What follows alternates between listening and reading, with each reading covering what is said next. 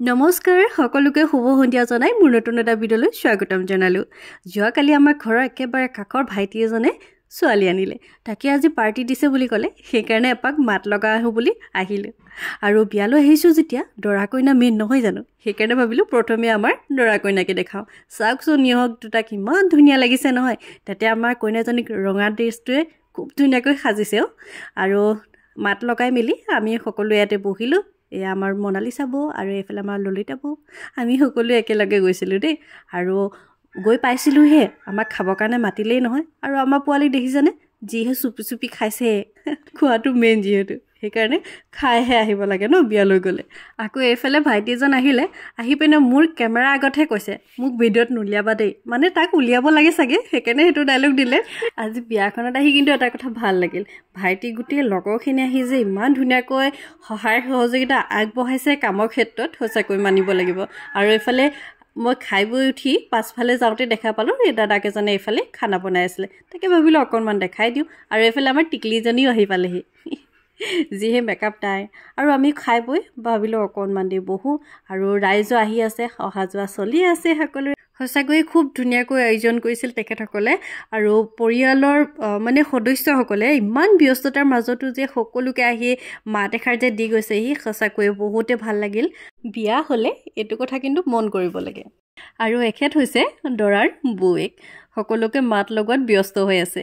আৰু এইফালে আমাৰ ভাইটি, মানে কি ক'ম আৰু, য'তে যাওঁ আমাৰ গোটেই পৰিয়ালৰ মেম্বাৰখিনিয়ে যাওঁ। আৰু এইফালে আমাৰ টিকলিজনী, এজনীতো প্ৰায় দেখিয়ে থাকে চাগে আপোনালোকে ভিডিঅ'ত। আৰু এইফালে গায়ত্ৰী আহি পালেহি, আৰু এখেত হৈছে আমাৰ দৰাৰ মাক।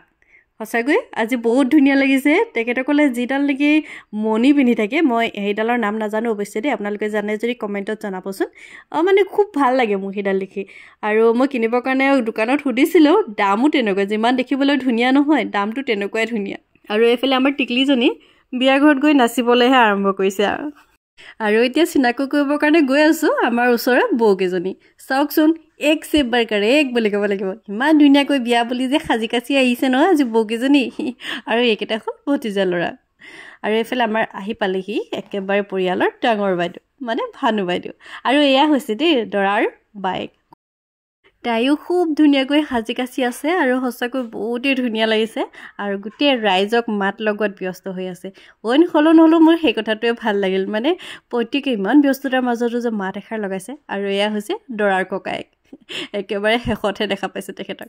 আৰু এয়া হৈছে দৰাৰ দেউতাক, তেখেতে কিন্তু একদম ৰাইজক বা নিজৰ লগৰখিনি খাইছেনে নাই তাকে একদম খবৰ লোৱাত খুব ব্যস্ত। সঁচাকৈয়ে বিয়া এখনলৈ যোৱাৰ পাছত যদি পৰিয়ালৰ সদস্যসকলৰ পৰা এনেকুৱা ধৰণৰ এটা ৰেচপন্স পোৱা যায়, তেতিয়াহ'লে বহুতে ভাল লাগে।